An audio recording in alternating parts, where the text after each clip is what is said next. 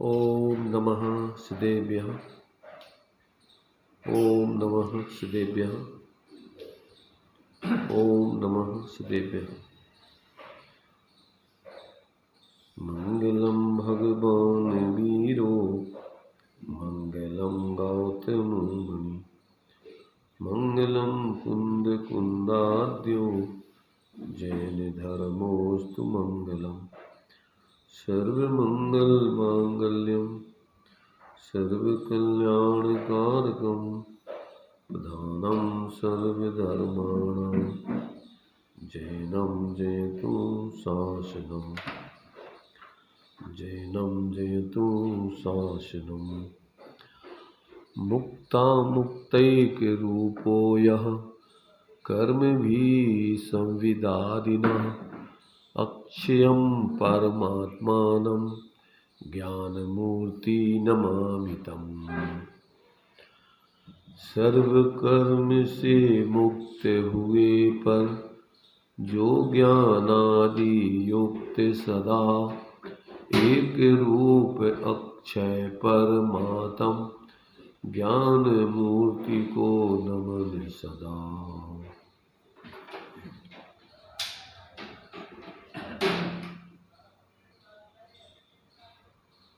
चर्चा अपनी आचार्य अकलंक देव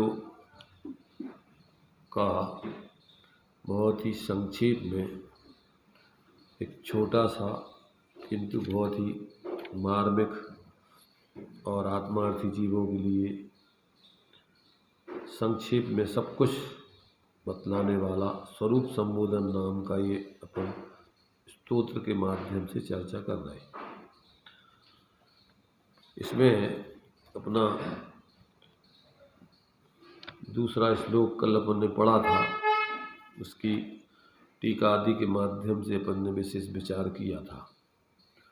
अब थोड़ा आज जिसके ऊपर कुछ प्रवचन के माध्यम से खुलासा किया है सहजानंद जी ने, उसके माध्यम से भी थोड़ा विचार करते हैं। बहुत ही अच्छे तरीके से सरल तरीके से स्पष्टीकरण इसमें दिया है।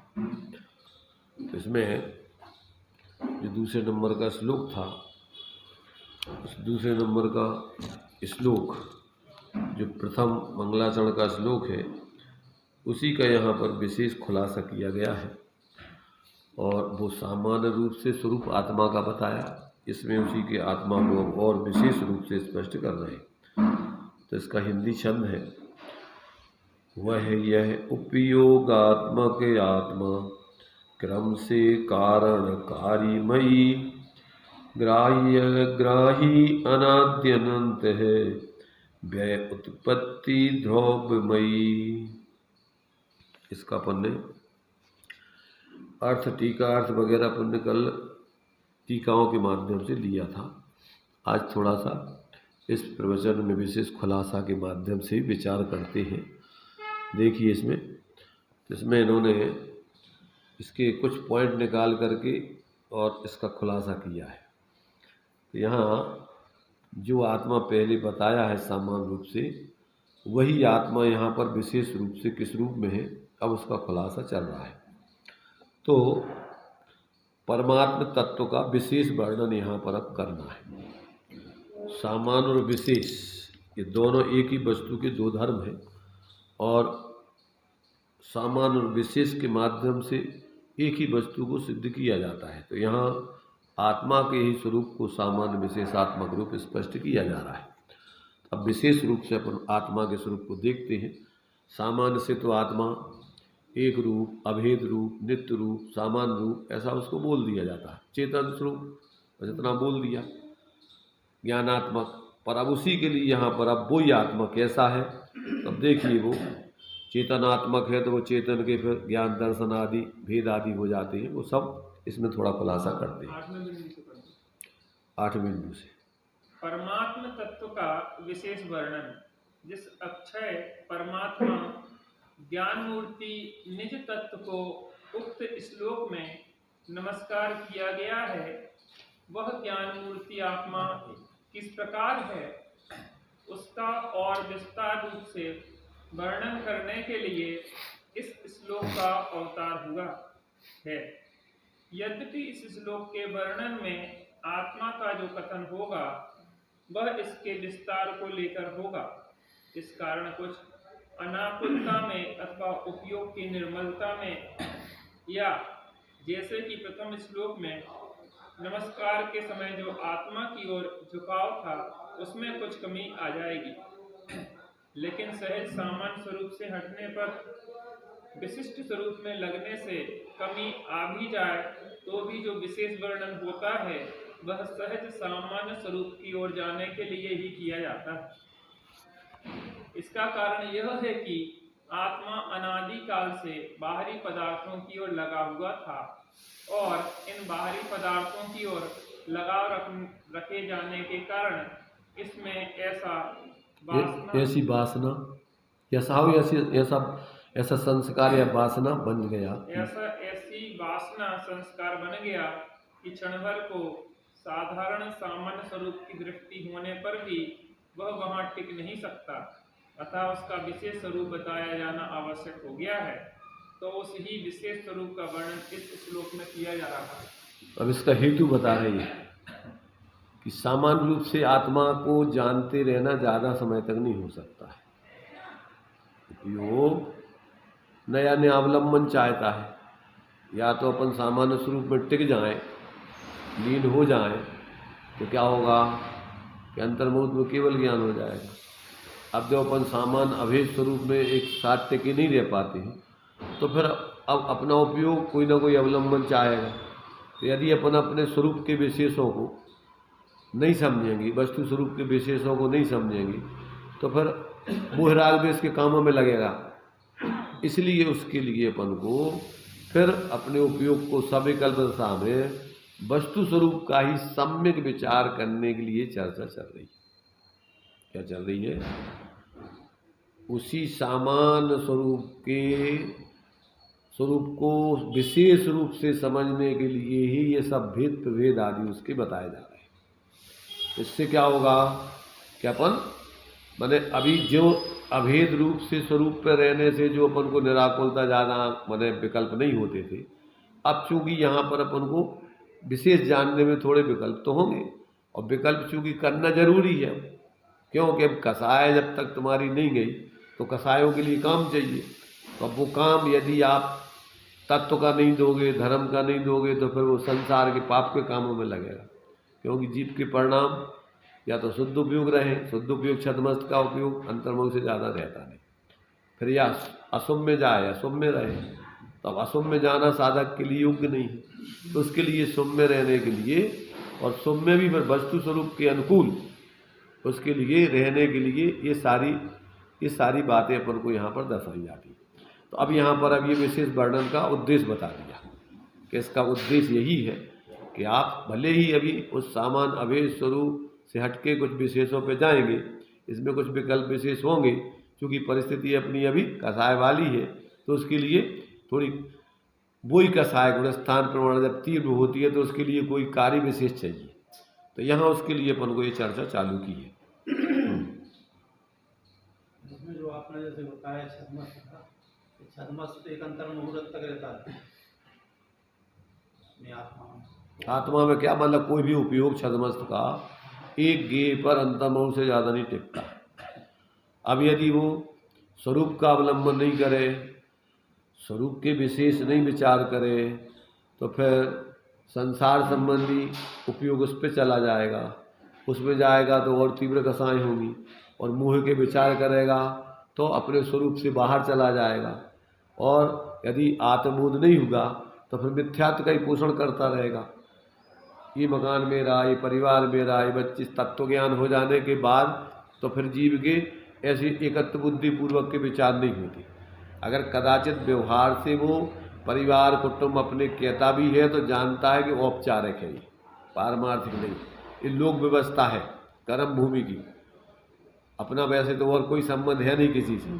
तो ये अपन ने कर्म भूमि में जीने के लिए एक व्यवस्था बनाई है सत्कर्म आदि की। उस आधार से अपन को एक सामान्य जीवन जीने के लिए न्याय नीति पूर्वक ईमानदारी पूर्वक अपन को ये सब व्यवस्था समझना है, पर इसमें एकत्व बुद्धि नहीं करना है।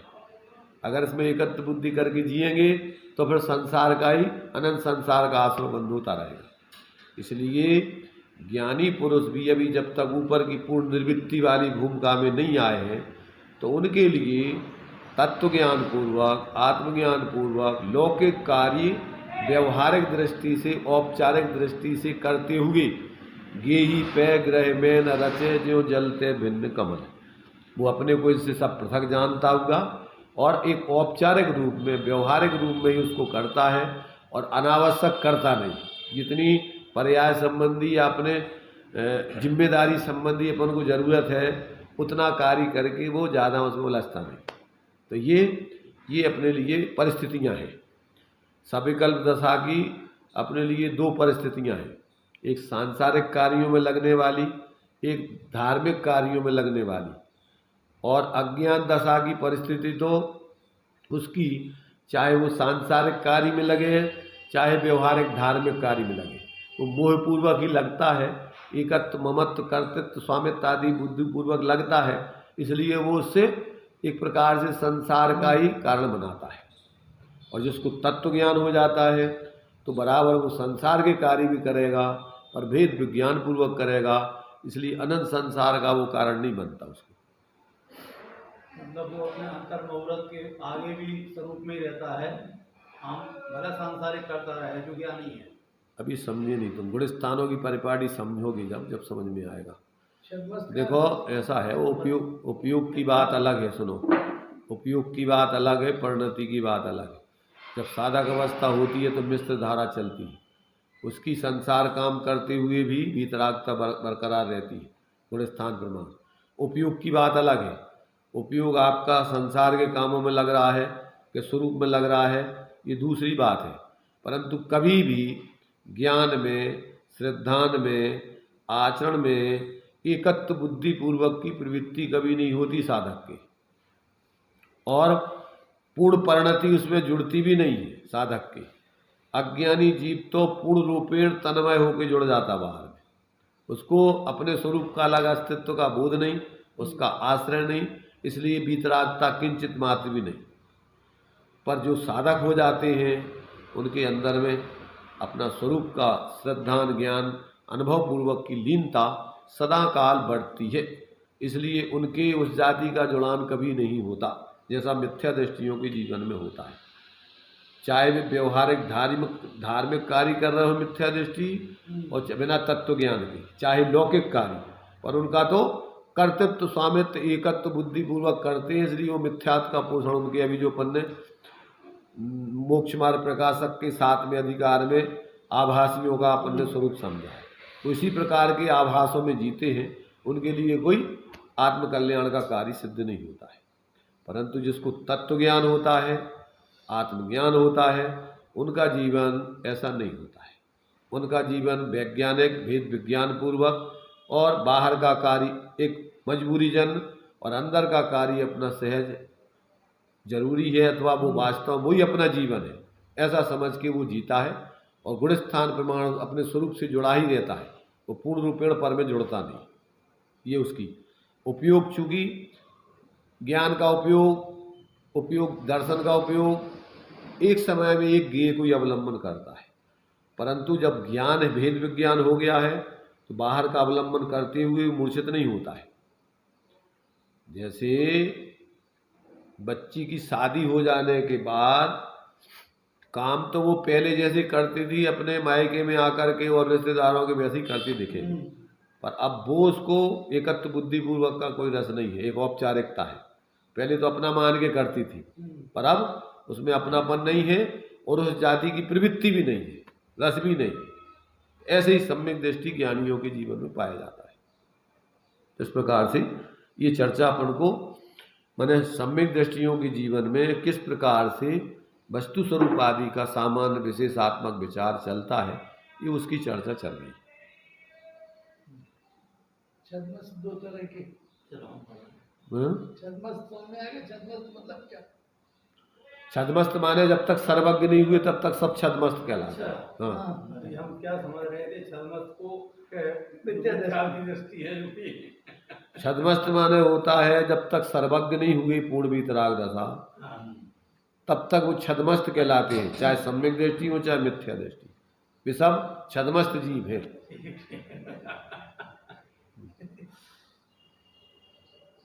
आत्मा का सद्भाव एवं स्वरूप हम पढ़ दे रहे हैं। हम पढ़। आत्मा का सद्भाव एवं सोपयोगत्व, यह आत्मा है।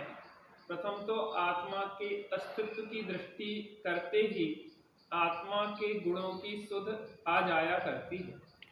यह आत्मा वह है अथवा वह आत्मा यह है जो केवल ज्ञान मूर्ति है, और यह उपयोग सहित है। जब हम इस आत्म तत्व को जानने में लग रहे थे, ज्ञान मूर्ति अक्षय परमात्म तत्व की दृष्टि के को निरख रहे थे, तब भी उपयोग इस ओर चल ही रहा था, तो यह निरंतर सोपयोग रहता है।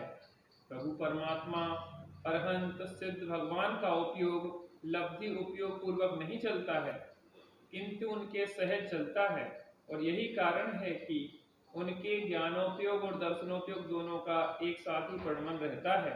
तो ऐसे उपयोग सहित इस आत्म तत्व की यहाँ सुध ली गई है। अब ये जो है, जो अपना दूसरे श्लोक में सो अस्ति आत्मा सह उपयोगो अयम क्रमात् हेतु फलावह, तो ये अभी वह आत्मा या यह आत्मा जो वह पहले जाना बताया था, अब वही उपयोगात्मक रहता है हर समय, चाहे वो सर्वज्ञ हो चाहे छद्मस्त, उपयोग उसका निरंतर। अब अंतर इतना है कि सर्वज्ञ का उपयोग एक साथ पूर्ण रूपेण बढ़ रहा है, उनका लब्धि उपयोग रूप में परिणमन नहीं होता है। इधर छद्मस्त जीवों का लब्धि उपयोगात्मक ज्ञान आदि का परिणमन चलता है।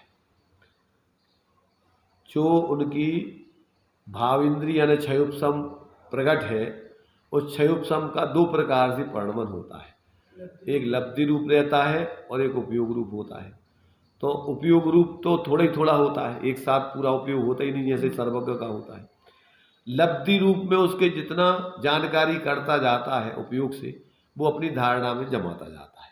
जिस तरीके की उसकी जो है जानकारी होती जाती है, जैसे मोबाइल में अपन संकलित करते जाते हैं, सेव करते रहते हैं विषय को, तो ऐसे ही जो है उपयोग में इस प्रकार की व्यवस्था है कि जो अपन समझते हैं, समझ करके उस प्रकार का जीवन जीते हैं, वो सब अपनी धारणा ज्ञान में अर्थात लब्धि ज्ञान में अपन उसको बिठाते जाते, जमाते जाते। अब जितनी सामर्थ्य वाला क्षय उपशम होगा उतने समय तक वो याद रहता है, यानी यहाँ तक कि अपन को जाति स्मरण ज्ञान होता है तो वो लब्धि याद आ जाती है। स्मृति, जाति स्मरण का मतलब जो अपन की धारणा में जमा है उसकी स्मृति आ जाना। ऐसे अभी इसी भाव का जैसे समझ लो, अपन ने बाल अवस्था से लेकर जवान अवस्था से जो कुछ भी अपन ने धारणा में जमाया, अब बुढ़ापे में अपन को उसकी स्मृति करें तो वही समझ लो कि 3 भाव का जाति स्मरण ज्ञान हो गया, 2 भाव का। बाल अवस्था का जन्म भाव अलग हो गया, जवानी का भाव अलग हो गया, ये बुढ़ापे का भाव अलग है। ऐसे वो समझ लो, थोड़ा और अंतराल हो गया उसमें तो और पूर्व के भावों का। अब जिसकी जैसी सामर्थ्य होती उतना वो जान लेता है स्मृति करके। तो जैसे अपन को अभी अपन जैसे बुढ़ापे में जन्म अवस्था का पूरा ज्ञान में लेकर के अपन ऐसा ऐसा खेलते थे, ऐसा करते थे, ऐसा ऐसा होता था, ऐसा वो वहाँ रहते थे, वो सब अपन को बिल्कुल प्रत्यक्ष दिखता है। ऐसे ही पूर्व भाव का जिनको जाति स्मरण ज्ञान हो जाता है वो पूर्व भाव को भी ऐसे ही देख लेते हैं अपने सारे कार्य। ऐसा यहाँ पर अपन को ये बता रहे हैं कि छद्मस्त जीव का उपयोग कहीं ना कहीं रहेगा। अब यदि उसको तत्व ज्ञान हो गया है और तत्व ज्ञान पूर्वक का उसने जानकारी की है तो उस हिसाब से विचार चलते हैं, और आत्मज्ञान पूर्वक अगर उसके लिए फिर लब्धि आ गई है तो उसका उस प्रकार विचार चलता है। और मिथ्यात्व अवस्था का अगर उसको जीवन जी रहा है तो उस प्रकार से वो जानकारी कर करके लब्धि में भरता रहता है। अब देखो जैसा तुम भर लोगे जुगाली उसी की चलेगी, चिंतन काय का करोगे, जो तुमने धारणा बना रखी है उसी में से आप अपने जीवन को बार बार विचार करके जियोगे। इसलिए अपन को सही संस्कार, सही ज्ञान करने का उपदेश दिया जाता है कि भैया आप जो है पहले भगवान जिनेन्द्र ने जो वस्तु का स्वरूप बताया है, इसलिए ताते जिनवर कथित तत्व अभ्यास करीजिए और संशय विभ्रम मोह त्याग आपको लग लीजिए।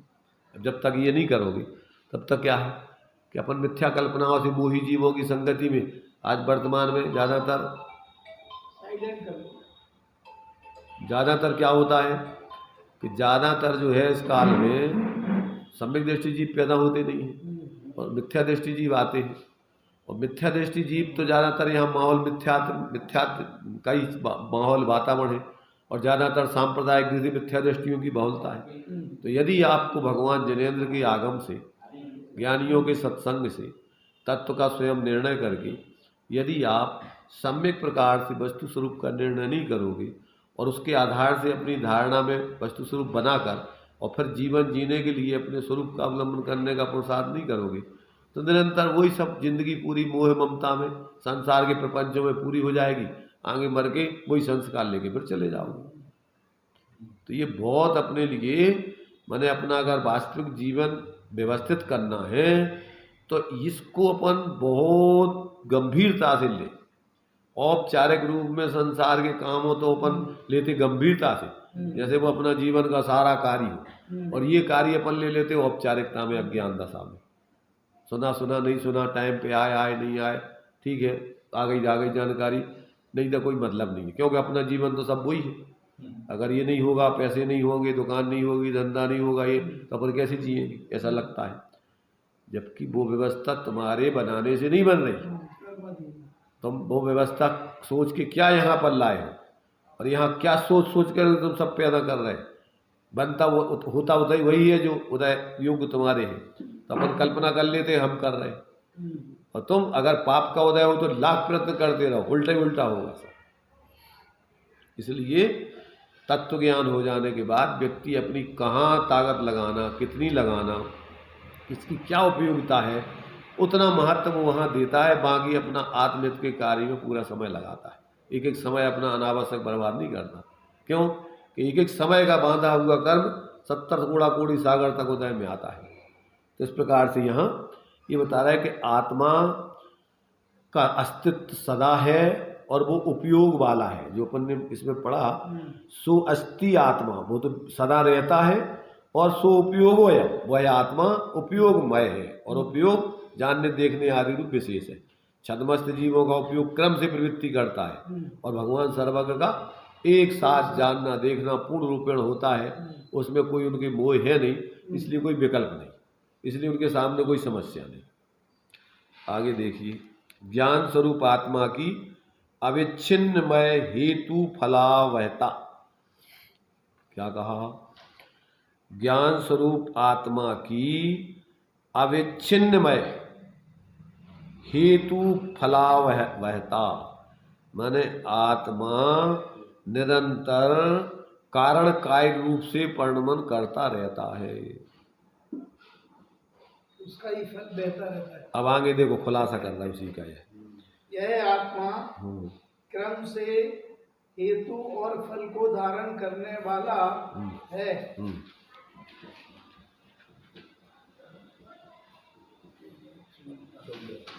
अहो आत्मज्ञान की कैसी परंपरा का निर्देश किया गया है कि जो ज्ञान होता है यह आत्मा जान रहा है, और जिस क्षण में जान रहा है वह जानना उत्तर क्षण के जानने को प्रकट कर दिया करता है। ऐसी आत्मज्ञान की अविच्छिन्न धारा चलती रहती है। तब इस परिस्थिति में पूर्व ज्ञान को हेतु बना और उत्तर ज्ञान फल बना।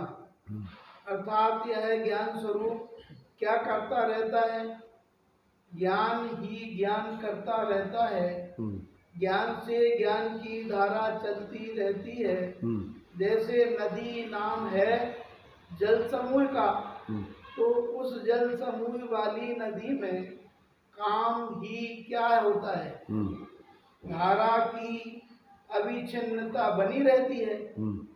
तो इसी प्रकार इस ज्ञान मूर्ति आत्मा में इस ज्ञान की अविच्छिन्न धारा बनती है। ज्ञान करते हैं, उसका फल क्या है? एक नया ज्ञान बनना, बस ये हेतु फल बनते हुए चले जा रहे हैं। इसमें देखो थोड़ा सा और पढ़ लो। अच्छा। आहा,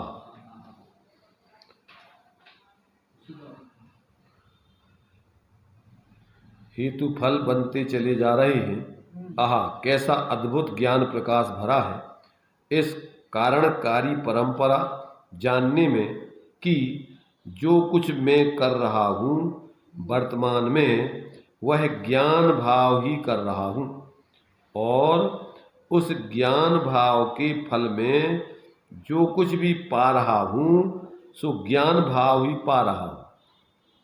मेरा किसी भी पौरुष का फल बाहर कुछ नहीं है, बस ज्ञान उत्पन्न हो यही पौरुष का फल है। तो ऐसा पौरुष फल ऐसे ही पौरुष फल के द्वारा पाया जाता है। पौरुष यानी पुरुषार्थ। हाँ, हम ज्ञान करते हैं और उस ज्ञान से उत्तर ज्ञान को प्राप्त कर लेते हैं। बस यही परंपरा हमारी निरंतर चला करती है। ऐसा यह मैं ज्ञान की धाराओं में रहने वाला आत्म तत्व हूँ। क्या कहा? अपना ज्ञान सामान्य, ज्ञान विशेष। ज्ञान सामान्य में से ज्ञान विशेष निरंतर होता रहता है। पानी सामान्य ही पानी विशेष रूप से परिणमन करता रहता है। नदी क्या है? नदी का पानी एक समूह बना लो, जैसे भोपाल का तालाब है, अभी समूह में इकट्ठा है। अब यही पानी जो है बहाव बन के बेतवा नदी बन गई। तो क्या हो रहा है उसमें? इसी ध्रुव में से पानी बहता हुआ निरंतर पानी पानी वही समूह जो सामान्य था वही विशेष रूप से परिणमन कर रहा है। तो आगे क्या है इसमें कि एक के बाद एक पानी पानी पानी, कुछ भी वहाँ पर आगे तुम्हारे लिए मिलता जाए पर वे सब निमित्त बन करके उस पानी ही पानी अपने पानी रूप में ही रहेगा। उन सारे निमित्तों से उसमें विशेषपना होने पर भी, जैसे गेयों को जानने पर भी ज्ञान क्या करता है कि वो ज्ञान रूप ही रहता है। नाना गेयों को जानते हुए भी ज्ञान क्या है? ज्ञान ही रूप से परिणमन करते हुए विशेष रूप में रहता है। सामान्य ज्ञान विशेष ज्ञान रूप से ही परिणमित करते हुए रहता है और इसके अलावा उसमें कुछ नहीं होता है। तो जब तक व्यक्ति को ऐसा कि उत्पाद वे ध्रुव युक्तम सद्रव लक्षण, एक ही वस्तु में अपनी पूर्व पर्याय का व्यय, उत्तर पर्याय का उत्पाद और सामान्य वस्तु ज्यों की त्यों त्रयात्मक रूप से बढ़ती रहती। सामान्य विशेष, सामान्य विशेष, तो ये धारा प्रवाह है, उसमें वो अपनी वस्तु का ही परिणमन है प्रवाह है और इसके अलावा कुछ नहीं है। तो ये जो है हेतु फलावहता, माने वो ही कारण रूप है और वो ही कार्य रूप है। एक ही वस्तु अपने ज्ञान स्वरूप आत्मा की अविच्छिन्नमय हेतु फलावहता। आत्मा ज्ञान स्वरूप है, आत्मा ज्ञानम स्वयं ज्ञानम ज्ञानात् अन्यत् करोति किम परभावस्य कर्तात्मा मोहोयम व्यवहारिणा। और कुछ मानना ये व्यवहारी जीवों का मोह भाव है और यही संसार है। संसार कितना है? जितना मोह उतना संसार, और मोह खत्म संसार, मोक्ष, मोह का क्षय तो मोक्ष हो गया। ये मोह अतिरिक्त है, तुम्हारा स्वरूप कहते हैं उस मोह के समय भी वास्तव में अपने ज्ञान पने को नहीं छोड़ता है। उसमें भ्रांति खड़ी होती है, भ्रम होता है कि जैसे कुछ और हो गए हो, तुम और कुछ कर रहे हो, तो तुम आज तक तुमने और कुछ किया नहीं, कर सकते नहीं, करने की व्यवस्था नहीं, ज्ञान ही करते हो। सामान्य विशेष, सामान्य विशेष, सामान्य विशेष, क्या कर रहे हो तुम? पर जो भी पर निमित्त बनते हैं तो उसमें भी तुम ज्ञान ही करते हो, पर उसमें तुम और कुछ नहीं कर सकते, पर का कुछ नहीं कर सकते। तो ये एक ही वस्तु में कहते हैं अविच्छिन्न रूप से ज्ञान की हेतु फलावहता की धारा बह रही है। क्या कहा भाई? तुम ये बताओ कि शक्कर क्या कर सकती है? शक्कर को तुम किसी में मिला दो, वो शक्कर क्या कर सकती है? मिठास। अपने स्वभाव को छोड़कर कुछ और कर सकती है वो। व्यवस्था ही नहीं है। अब भले ही तुम उसको पानी में डाल दो तो तरल होकर के वो अपना काम करती दिखाएगी। अगर उसको क्या है पानी निकाल दो तो उसको जमा रह करके वो अपने मिश्री के रूप में जैसे मान लो, तो उस रूप में वो अपना काम करेगी। पर अपना काम के अलावा वो और कर क्या सकती है? और कुछ करना मानना ये सब मोह भाव है, ये सब अज्ञान भाव है, ये सब भ्रम है, भ्रम भाव है। यही तुम्हारे लिए संसार है। भ्रम रोग। कौन सा रोग है जीव को? जो अपना है नहीं, जो अपन है नहीं वैसा अपने को जानना मानना। जो हम कर नहीं रहे वो अपना कर्ता बनना उसकी। जो हम भोग नहीं रहे उसका भोगता बनना। क्या कहा? तो ये अविच्छिन्न धारा इसकी काहे की चल रही है? इस ज्ञान की कारणकारीपने की, हेतु फल की परंपरा निरंतर इसकी चल रही है। ऐसा ये विशेष पने से आत्मा का स्वरूप है। वही सामान्य आत्मा, वही सामान्य पानी। बहाव जब बहाव में आता है तो दृष्टांत दिया है कि जहाँ पर नदी की क्या है गहराई होती है, वहाँ ऊपर भौर पड़ती हुई पर्याय में दिखती है पानी की। जहाँ पर नीचे पत्थर आदि होते हैं वहाँ पर झाग उठता हुआ दिखाई देता है। पर वो क्या कर सकता है? अपनी अवस्था के अलावा और किसी का कुछ कर सकता है क्या? जहाँ हवा का झोंका लगता है वहाँ तरंग रूप परिणत होता है, पर वो अपने पानी पने को छोड़ के कुछ और कर सकता है क्या? है कोई व्यवस्था क्या? और कुछ मानना, जानना और कुछ अपने लिए इस प्रकार करना आदि, भोगना आदि, ये सब क्या है? यही मोह भाव है सब। यही संसार है, यही दुख है, इसी से परेशान है जी, इसके अलावा और कुछ नहीं। कैसे परेशान है? चेतन को है उपयोग रूप, चिन्ह मूरत बिन मूरतनु, पुद्गल नव धर्म अधर्म काल, इंते न्यारी जीप चाल सदा काल, ताको न जान विपरीत मान, कर करे देह आदि से निज पहचान। अब क्या करना है? करते रहो, तुम्हें कितनी कल्पनाएं करना है झूठी। तुम ज्ञान स्वरूप थे, ज्ञान स्वरूप हो, ज्ञान स्वरूप ही रहोगे। अन्य रूप कुछ भी, जो कुछ भी मानना जानना, वही भ्रम है तुम्हारा, वही अज्ञान है, वही मिथ्यात्व है, वही रागादिक भाव। ज्ञान को छोड़कर जितने भाव है सब मोह भाव है।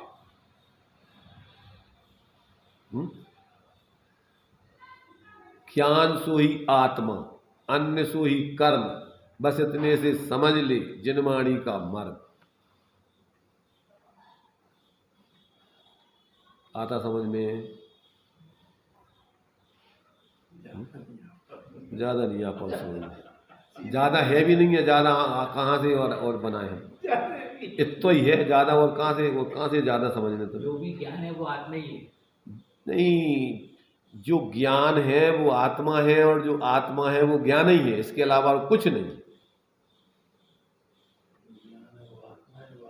वो अभी अभी आगे दूसरी बात जो बताएंगे वो माने और कुछ है, तो वो ज्ञान अपने आत्मा ही के गुण आदि है। और माने आत्मा जो है ज्ञान स्वरूप तो है ही, माने अन्य गुण आदि रूप है, तो वो एक अलग चीज विवक्षा हो गई। वो तद्भाव रूप भेद की बात है। अभी तो परद्रव्यों की बात चल रही है कि आत्मा ज्ञान सो ही आत्मा, और आत्मा सो ही ज्ञान, इसके अलावा और कुछ नहीं आता। ज्ञान एक ऐसा असाधारण गुण है तो उसी से ही बताया जाता है। तो यहाँ तक अपन को ये बता रहे हैं कि ये आत्मा में इस प्रकार से कि अविच्छिन्न रूप से ज्ञान स्वरूप आत्मा की अविच्छिन्नमय हेतु फलावहता, अर्थात वही कारण रूप है, वही कार्य रूप है। समझ रहे ना? कारण कार्य अभेद उसी में ही है, और कोई दूसरा उसमें नहीं है। जो कुछ भी अवस्था हो रही है वो उसी ज्ञान कारण से ही हुआ, अपने ही कारण से हो रही, उसमें कोई दूसरा उसकी अवस्था पैदा नहीं करता। अब आगे का दूसरा दिया है आत्मा की ग्राह्यता व अग्राह्यता। तो जैसे जो इसमें दिया है, जो नदी जल समूह रहता है वो अविच्छिन्न रहता है एक दूसरे से। अभी तुम्हें बता दिया कि ये तालाब ही है तुम्हारा यहाँ का। अभी तो यहाँ अभी इसे तुम्हारे लिए ध्रुव समझ लो, ध्रुव। और जब ये नदी के रूप में बहता है तो क्या हो गया, वो विशेष हो गया ये उसकी अवस्था रूप में। तो अपना ज्ञान सामान वही विशेष रूप से जो कुछ भी जानने रूप में परिणमन कर रहा है वो उसी सामान्य का विशेष परिणमन है सब। वो इसी पानी का जो समूह रूप था, इसी पानी का बहाव है और कुछ नहीं है उसमें। अविच्छिन्न माने जो छिन्न निरंतर, उसमें कोई व्यवधान नहीं आता इसके भाव। उसकी पर्याय निरंतर जानना जानना जानना जानना जानना जानना, निज को जानो पर को जानो, जो कुछ भी है सब जानना जानना जानना जानना जानना जानना जानना, यहाँ तक कि मिथ्यात्व जानो सम्यक्त जानो। क्या कह रहे, चाहे तुम शरीर को आत्मा जानो, आत्मा को शरीर जानो, पर जानने रूप ही में जानोगे तुम कोई शरीर नहीं बन जाओगे। मिथ्या दृष्टि भी ज्ञानी स्वरूप रहता है, वो चूंकि ज्ञान स्वरूप है मान नहीं रहा, इसलिए उसी का नाम मिथ्यात्व है। मिथ्यात्व कैसे कहते हैं? सम्यक दृष्टि ज्ञान स्वरूप है, ज्ञान स्वरूप जान रहा है, मान रहा है, अनुभव कर रहा है, इसलिए सम्यक दृष्टि है। और मिथ्या दृष्टि है ज्ञान स्वरूप, वो मानता है अपने को शरीर आदि रूप, पर वो ज्ञानी स्वरूप है अभी भी। जब मिथ्या दृष्टि है तब भी ज्ञानी स्वरूप है, पर मान्यता उसकी भ्रम है अकेली, बस इतना है। तो भ्रम छोड़ना है, आत्मा तो जैसी है वैसी रहना है, चाहे सम्यक दृष्टि हो चाहे मिथ्या दृष्टि हो। भाई मिथ्या दृष्टि है ना कि आत्मा मिथ्या हो गया, तो तुम्हारी मान्यता को अपन को बदलना है। ज्ञानने में तुम्हारे भ्रम है ना, है तो ज्ञान में तुम्हारे भ्रम दूर करना है कि आत्मा को दूर करना है। तुम्हारा आचरण जहां तुम्हें स्थिर होना चाहिए, जिस तरफ झुकने चाहिए उधर नहीं झुक के जड़ पर झुक झुक जाता। तो अब जड़ पर झुक जाने से तुम जड़ हो जाओगे क्या? तो रहोगे तो तुम चेत नहीं, भले ही तुम जड़ पे झुक रहे तो भी चेत नहीं हो। इसलिए वो मिथ्याचारित है, क्षणिक। अब तुम अगर वो उतना क्षणिक झुकाव छोड़ दो तो आत्मा तो जैसी है स्वभाव में जैसी है। देखो इतना सहज सरल धर्म है, लोगों को, अज्ञानी लोगों ने इसको इतना कठिन बना दिया कि भोले जीव इनकी और महादुर्दशा होगी। समझ रहे ना? होनहार जब इसकी खोटी होती है तो ये तो सोचता है कि इनसे हमारा हित होगा, और वे ऐसा उपाय कर देते हैं कि सत्य सोचने पे नहीं आ सके, सोच ही नहीं सकता। ऐसी दुर्दशा है। इसलिए यहाँ पर कहते हैं भैया अब आत्मा क्या ग्रहण कर सकता है, क्या ग्रहण नहीं करता है, ये भी देख लो। आत्मा की नहीं ग्राह्यता, या हाँ चलो, आत्मा की ग्राह्यता व अग्राह्यता। यह आत्मा ग्राह्य है, अर्थात अपने ज्ञान द्वारा अपने ही ग्रहण में आ जाने योग्य है। जिस पर भी यह अग्राही है, अर्थात अपने ज्ञान स्वरूप को तज कर किसी भी अन्य को ग्रहण नहीं कर रहा हूँ। हो इस ग्राह्य और अग्राही विशेषण में भी कैसा ज्ञान प्रकाश भरा है, यह मैं आत्मा ज्ञान रूप बरत रहा हूँ, सो ज्ञान स्वरूप को ही ग्रहण कर रहा हूँ। इस ज्ञान द्वारा जो पदार्थ जाना जा रहा है उस पदार्थ को भी मैं ग्रहण नहीं करता हूँ। जो जाना जा रहा है उस पदार्थ को भी ग्रहण नहीं करता हूँ, ज्ञान को ही ग्रहण करता हूँ। उस समय किस समय? जिस समय बाहर के पदार्थ जानने में आ रहे हैं उस समय भी पदार्थों को नहीं ग्रहण कर रहा है। क्या कर रहा है? जानने रूप ज्ञान को ही ग्रहण कर रहा है। दर्पण का उदाहरण देते हैं। नहीं, दर्पण का तो ठीक है, माने कोई भी पदार्थ किसी दूसरे को ग्रहण कर नहीं सकता है, करने की व्यवस्था ही नहीं है। अपने स्वरूप को छोड़ के पर को ग्रहण करने की व्यवस्था है कहाँ? अपने को छोड़ने की व्यवस्था नहीं है और पर को ग्रहण करने की व्यवस्था नहीं है। त्याग उपादान शून्यतपना है ना, प्रत्येक पदार्थ में है, वो तो जीव में नहीं है अकेला। वो चूंकि जीव को समझ में आ जाने से उसकी समस्या खत्म होती है, अजीवों को तो कोई समस्या भी नहीं है और उनको कोई इस प्रकार की कोई आकुलता भी नहीं है, कोई जानता भी नहीं है। मन में वही भावना रहती है कि हम पर को ग्रहण कर रहे हैं। इसी का नाम मिथ्यात्व है। ग्रहण कर रहे हैं, किया है, करूंगा, त्रिकालवर्ती चाहता लिया था। अपन ने पहले भी जो कर लो जो अब दिमाग में भरा है कचरा पूरा धारणा ज्ञान में, और उसी की जुगाली करते देखो हमने क्या क्या किया था, देखो हमारा वो क्या है, वे जो कुछ भी कल्पनाएं मिथ्या भरी है वो सब वे उसी के विचार। वर्तमान में तो जीता ही नहीं, बढ़ते हुए स्वरूप को तो देखते ही नहीं है, निरंतर इन कल्पनाओं में ही जीता रहा है अनादिकाल से। अब इस ग्राह्य और अग्राही विशेषण में भी कैसा ज्ञान प्रकाश भरा है। यह मैं आत्मा ज्ञान रूप बरत रहा हूँ, सो ज्ञान स्वरूप को ही ग्रहण कर रहा हूँ। इस ज्ञान द्वारा जो पदार्थ जाना जा रहा है उस पदार्थ को भी मैं ग्रहण नहीं करता हूँ, किंतु वहाँ उस पदार्थ विषयक ज्ञान को ही ग्रहण किए हुए रहता हूँ। ऐसा यह मैं ग्राह्य और अग्राही हूँ। देखो हाँ पढ़ो पूर्ण पढ़ लो। यह मैं आत्मा अनादि अनंत हूँ, ना इसका कोई प्रारंभ है ना इसका कोई अंत है, यह सनातन सत्य है। इतना जो है देखो इसमें अपन को ग्राही ग्राहकता ये बता रहा है यहाँ पर, जो अपन ने समय सार जी की 17वीं 18वीं गाथा की टीका में पढ़ा। आबाल गोपाल अपने ज्ञान की पर्यायों में अपना आत्मा ही व्यापता है, व्याप रहा है, व्यापा था और कुछ आते ही नहीं है। पर ऐसा अज्ञानी जीवों को उस पर लक्ष्य नहीं है, उसको ऐसा लगता है जैसे पर लक्ष्य है, और पर लक्ष्य होने से ज्ञान में जो पर के निमित्त से या अपनी स्वयं की योग्यता से जो जानने रूप विशेष जानने रूप ज्ञान का परिणमन होता है, उसमें उसको भ्रांति होती है। कैसी भ्रांति होती है?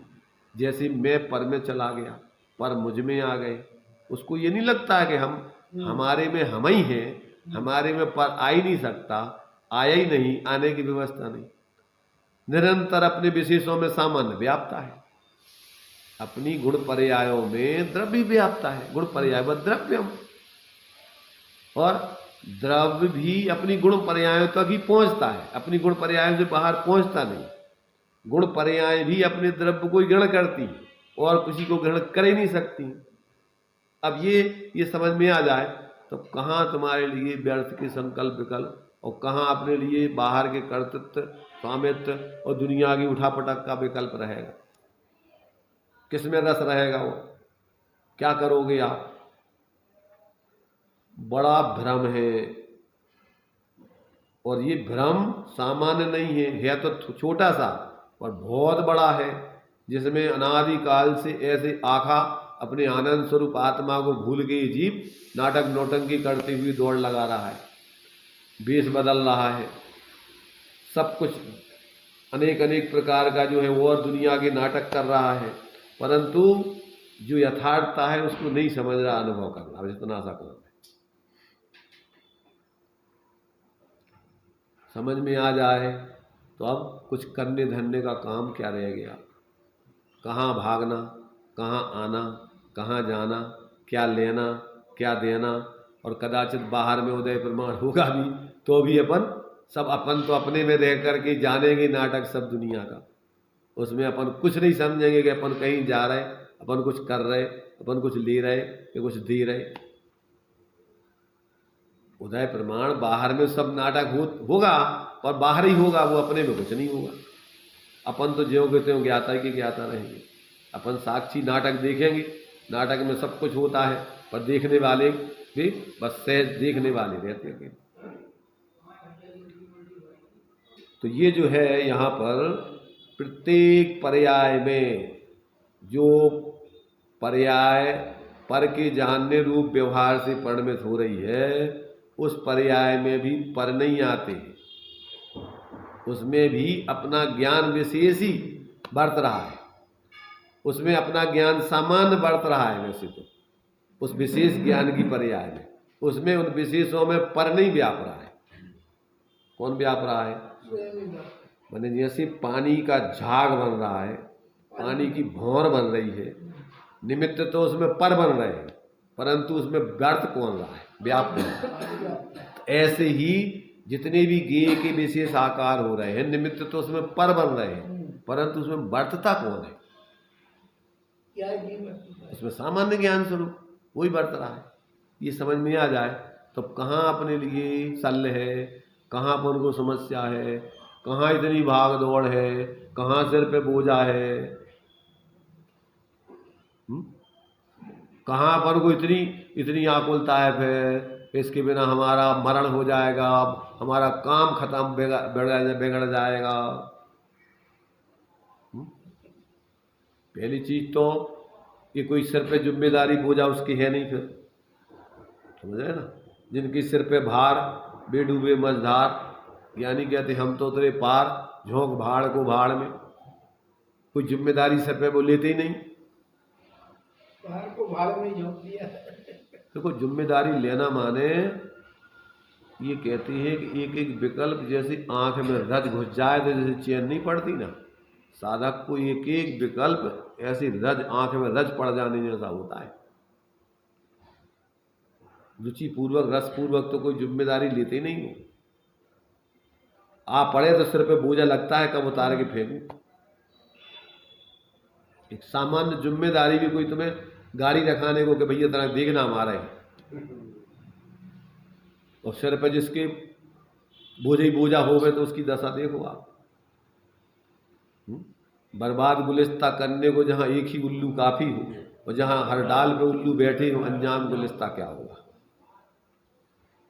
जो कर्तृत्व बुद्धि के पिंड बैठे हुए हैं, स्वामित्व बुद्धि लेकर के जो बिल्कुल पिंड बने हुए हैं, उनकी दशा तो 24 घंटे चक्री नाचती है ऐसी, 1 मिनट को वो चैन से बैठनी। रात में भी स्वप्न वही आते हैं उनको, जो काम तुमने वहां बिगाड़ा, जो ऐसा कर दिया। उस समय भी लड़ते झगड़ते रहते, राग देश चलते रहते उनके। यह में आगे देखिए, और उसकी विशेषताएं आत्मा की बता रहे हैं। ये तो यहाँ आत्मा की ग्राह्यता व अग्राह्यता बता दी। इसके पहले अपन ने उसकी आत्मा की ज्ञान रूप आत्मा की अविच्छिन्नमय हेतु फलावहता बता दी। यह मैं उत्पाद व द्रव्य स्वरूप हूँ। मैं अपने आप में उत्तरोत्तर पर्याय रूप होता हुआ भी अपने आप के स्वरूप में ध्रुव ही रहता हूँ। मैं उत्पाद व करता हूँ तो वह ज्ञान मैं परिणमन रूप ही करता रहता हूँ। इन ज्ञानमय परिणमनों की धारा अनवरत रहा करती है। इस अविच्छिन्न हाँ, इस अनवच्छिन्न माने अनवच्छिन्न माने भेद से रहित धारा में ज्ञानमयता का क्षण मात्र भी परित्याग नहीं होता। इस तरह मेरी स्थिति भी ज्ञान मात्र ही है। इस प्रकार यह मैं ज्ञान भाव से लबालब भरा हुआ अक्षय परमात्मा हूँ। इनको मैं अपने ज्ञान पौरुष के द्वारा नमस्कार करता हूँ। तो देखो जितनी विशेषताएं इस श्लोक में दी गई, छंद में दी गई थी, उसका खुलासा हो गया। अस्ति आत्मा सह अस्ति आत्मा, इसकी निरंतरता, सदा रहने वाला, उपयोगमयता और क्रम से हेतु फलावहता, और इसका ग्राहकता है, और वो भी कैसी है? अनादि अनंत, और स्थिति उत्पत्ति व्यात्मकता। कैसा हूं मैं? बदलते हुए नित्य रहता हूं, नित्य रहते हुए बदलता रहता हूं। ये मेरा स्वरूप विशेष रूप से जानना चाहिए। ऐसे जो है परमात्मा स्वरूप का पौरुष ऐसे अपने स्वरूप की तरफ अपना लक्ष्य रहे, उसी का अपना ध्यान करें तो अपन को कहीं कोई समस्या नहीं। और जहाँ अपन अपने को भूले बस समझ लो सिर पे परेशानी का बोझा खड़ा हो गया। तो इस प्रकार से ये अपने दूसरे छंद का विशेष खुलासा। अब तीसरे छंद में और इन्होंने विशेषता इसमें खुलासा करने का प्रयत्न किया है। तो तीसरा छंद जो है कि अपन इसमें से पहले देख लेते हैं, इसके बाद इसमें से देखेंगे। पहले इसको पढ़ते हैं थोड़ा सा, जो अपनी टीका और अर्थ वाली पुस्तक है, जो अपन को दो पुस्तकें। हाँ, इसमें जो है तीसरा छंद है, मैंने उसकी अब आगे क्रम से विशेषताएं बताई जा रही हैं। देखिए, प्रमेयत्वादिभिर्धर्मैः रचिदात्मा चिदात्मकः ज्ञान दर्शन तस्तस्मात् चेतना चेतनात्मकः। उसका हिंदी देखिए। प्रमेयत्वादि धर्मों से अचित ज्ञान द्रग से चेतन, अतः आत्मा युगपत ही है अचेतनात्मक व चेतन। ये बहुत मुश्किल है समझ पाना लोगों को। देखिए, वह आत्मा प्रमेयत्व आदि धर्मों के कारण अचित स्वरूप है तथा ज्ञान दर्शन के कारण चित स्वरूप है। इसलिए आत्मा एक साथ चेतन अचेतनात्मक है। क्या कहा? आत्मा में जो सामान्य गुण है, देखो आगे इसमें खुलासा श्रुति का अर्थ दिया है। प्रमेयत्व आदि भी, प्रमेयत्व, संबोधकत्व, द्रव्यत्व, प्रदेशत्व, प्रदेशवत्व आदि धर्मों वस्तु स्वभावों द्वारा आत्मा अचेतन स्वभावी है।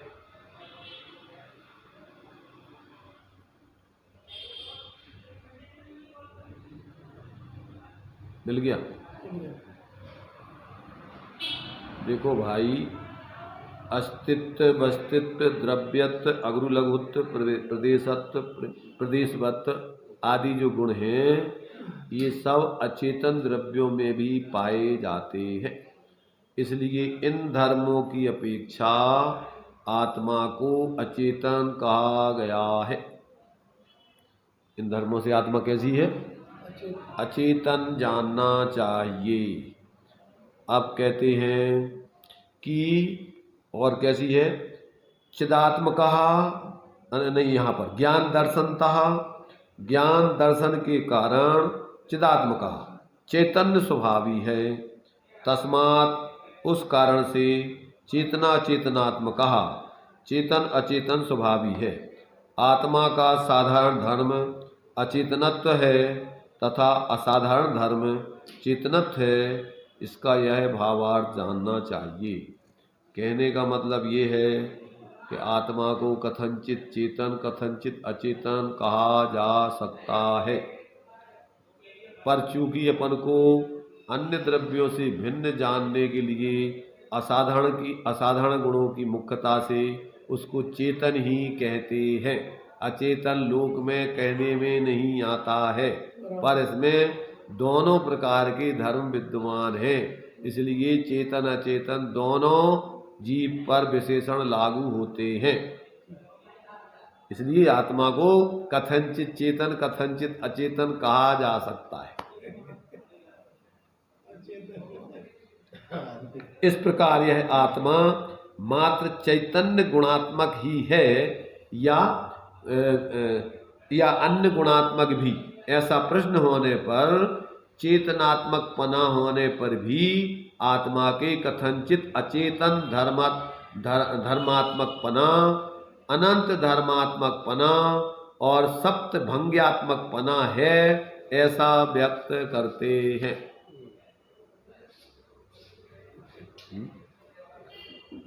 बहुत अनेकांत को समझना बहुत मुश्किल है, सामान्य लोगों के बस की बात नहीं। टीकार्थ, यत और तत् का नित्य संबंध होने से यहाँ यत शब्द लगा लेना चाहिए, जिस कारण वह पूर्वोक्त आत्मा या परमात्मा यह शेष है। यानी इसमें पद में इतना वाक्य न होने पर भी पूर्व प्रकरण से इसे ले लेना चाहिए। जिस आत्मा को अभी तक बताया है उसी आत्मा को यहाँ बताया जा रहा है, वही आत्मा, इस प्रकार से जानना चाहिए। तो यहाँ पर जो है वह आत्मा कैसा है? अचिद आत्मा, चित चैतन्य, चित नहीं अर्थात अचित आत्मा स्वरूप है जिसका, वह अचित आत्मा है, चैतन्य स्वरूप नहीं है, ऐसा अर्थ है। आत्मा किस कारण से चैतन्य स्वरूप नहीं है, अचित आत्मा है? तो कहते धर्मई, धर्मों अर्थात स्वभावों के कारण अचित आत्मा है। किन नाम वाले धर्मों के कारण से यह अचित आत्मा है? प्रमेयत्वादि भी, प्रमेयत्वादि धर्मों के कारण यह अचित आत्मा है। प्रकृष्ट रूप से जानने योग्य प्रमेय हैं, अर्थात प्रमाण रूप सम्यक ज्ञान द्वारा जानने योग्य वस्तु, उसका भाव प्रमेयत्व है। वह है आदि में जिसकी उन प्रमेयत्व आदि धर्मों के कारण आत्मा अचित आत्मा है। आदि शब्द से अस्तित्व, वस्तुत्व, अगुर लघुत्व, प्रदेशवत्व आदि चैतन्य गुण से भिन्न सभी सामान्य विशेषात्मक गुण या स्वभाव संग्रहित कर लेना चाहिए। ऐसा होने पर भी वह आत्मा सर्वथा अचिद ही नहीं जानना चाहिए। इसे स्पष्ट करने के लिए पुनः कहते हैं, और वह आत्मा कैसा है? चिदात्मका, चिदात्मक है, अर्थात चिद माने चैतन्य, आत्मा स्वरूप है, जिसका वह चिदात्मा व्याकरण में स्वार्थिक प्रत्यय प्रकरण के अंतर्गत स्वार्थ में का प्रत्यय का विधान होने से चिदात्मा की ही चिदात्मक हो जाता है। का प्रत्यय जोड़ देने से, चैतन्यात्मक का सब का प्रत्यय जोड़ देने से, माने व्याकरण में वह आत्मा चिदात्मक कैसी है? क्योंकि वो ज्ञान दर्शनतः, ज्ञान दर्शन के कारण वह आत्मा चिदात्मक है। ज्ञान और दर्शन, ज्ञान दर्शन उससे हेतु रूप पंचमी विभक्ति के अर्थ में तस् का प्रयोग होने से ज्ञान दर्शन रूप उपयोग परिणमन के चैतन्यात्मकता होने से वह आत्मा चिदात्मक है, क्योंकि वह आत्मा या परमात्मा ऐसा उपर्युक्त स्वरूप संपन्न है। तस्मात्, इस कारण से वह आत्मा या परमात्मा चेतना चेतनात्मक, माने दोनों को मिलाकर के वो चेतन और अचेतनात्मक है। चेतन और अचेतन है आत्मा, यानी स्वभाव जिसका वह चेतना चेतनात्मक है, न सर्वथा चेतन ही है और न सर्वथा अचेतन ही है, अपितु उभयात्मक है। और उभयात्मक है इसलिए अनुभयात्मक भी खड़ी हो। वस्तु स्वरूप से आत्मा की भी अनंत गुणधर्मात्मकता होने से उसकी चिदात्मक अनंत गुणधर्मात्मकता का यहाँ प्रतिपादन किया गया है। यहाँ चैतन्य गुण की अपेक्षा से ज्ञान दर्शन रूप अथवा उपयोग की अपेक्षा से उसके परिणाम स्वरूप आत्मा की चिदात्मकता है, तथा उसी आत्मा के उनसे भिन्न गुण धर्मों की अपेक्षा अचिदात्मकता है, ऐसा अर्थ जानना। इससे आत्मा की मात्र चिदात्मकता ही अचिदात्मकता ही है या चैतन्यात्मकता ही है, ऐसा दोनों एकांत निरस्त हुए जानना चाहिए। परस्पर विरुद्ध धर्मों का एक साथ रहना कैसे संभव है? यदि ऐसा प्रश्न हो तो उत्तर देते हैं कि उनके एक साथ रहने में विरोध नहीं है। अनंत गुणात्मक आत्मा में सत की अपेक्षा सभी गुणों के परस्पर अभेद होने पर भी संज्ञा, संख्या, लक्षण, प्रयोजन आदि की अपेक्षा परस्पर भेद को भी स्वीकार किया होने से तथा बद्ध घातक और सहानवस्थान और प्रतिबंध प्रतिबंधक ये तीनों प्रकार के विरोध भी यहाँ घटित न होने से उनमें विरोध नहीं है। क्या मतलब? बद्ध घातक माने एक उसको घातने वाला हो और एक घातने योग्य हो, ऐसा तो है नहीं। और सहनवस्थान, एक साथ रहने में इनके कोई परेशानी होती हो, है? जैसे शेर और बकरी साथ साथ नहीं रह सकती, ऐसे कोई साथ में नहीं रह वो, ऐसी व्यवस्था नहीं है। और प्रतिबंधक, एक दूसरे को एक दूसरे बंधन में डालते हो, ऐसा कोई है नहीं। ये दोनों प्रकार के विरोध इस यहाँ घटित नहीं होने से इसमें कोई विरोध नहीं। इस प्रकार इसके द्वारा अनेकांतर की छल मात्रता या संशय हेतुता का निराकरण जानना चाहिए। अर्थात अनेकांत छल रूप है या संशय उत्पन्न करता है, ऐसा मानना उचित नहीं है। इस प्रकार से ये आत्मा की अनेकांतात्मकता की सिद्धि करते हुए परस्पर विरुद्ध धर्मों में चेतन अचेतन, नित्य नित्य, एक अनेक, भेद अभेद, सामान्य विशेष आदि आदि ये सारे धर्म उसमें सदा साथ रहते हैं, रह रहे हैं। इसमें कोई परस्पर विरोध नहीं।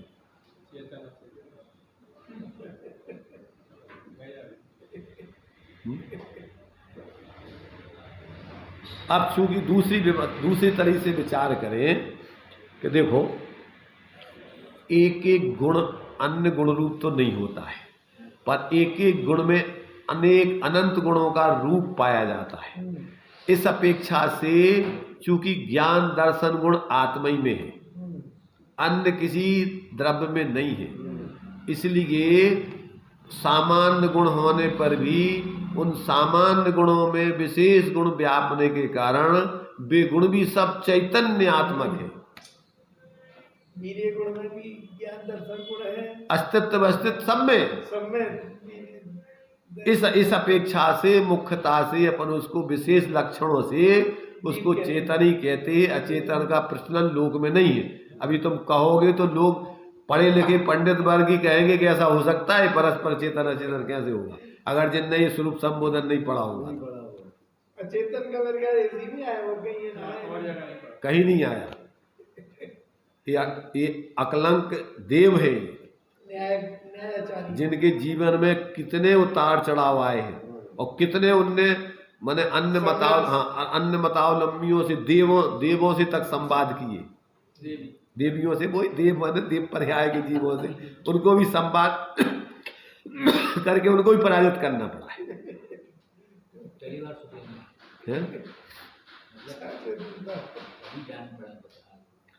अरे भाई, अगर स्वाध्याय करोगे तो क्या क्या अभी जानने में आएगा, नया नया अभी तो बहुत कुछ जानने को बाकी है। अभी अपने पास जितना है उतना ही अभी जान लो तो बहुत है, काफ़ी। और फिर जानना काहे के लिए, अभी श्रीमद जी का वो पढ़ रहे थे श्रीमद ग्रंथ, तो उसमें उन्होंने दिया है अपने 22 से 34 वर्ष तक के आंतरिक अवलोकन संबंधी पोथी। तो उसमें दिया उन्होंने कि देखो, प्रमाण, जितने भी प्रमाण, नए, निक्षेप, अध्याय और जो कुछ भी है, भंग आदि जो कुछ भी है, वे सारे के सारे लक्षण रूप हैं और एक आत्मा लक्ष्य रूप है। इन सब में तुम्हें एक आत्मा को ही प्रसिद्ध करना है और इनमें कुछ नहीं करना, दूसरा कोई लक्ष्य नहीं। चाहे अनुयोग कहो, चारों अनुयोग कहो, चाहे अध्याय कहो, चाहे और भी जो कुछ भी नए कहो, प्रमाण कहो, जितने प्रकार, उन सभी ये सब लक्षण रूप है। लक्ष्य क्या है इन सबका? एकमात्र स्वरूप प्रसिद्ध करना है, इसके अलावा और कोई दूसरा लक्ष्य नहीं। अगर और कोई दूसरा लक्ष्य से अगर पढ़ रहे तो समझ लो कि तुमने इनके प्रयोजन को नहीं समझा। चलिए, टाइम अपना हो गया। निज निधि निज में बताई, अनंत अनंत उपकार, जिन वाणी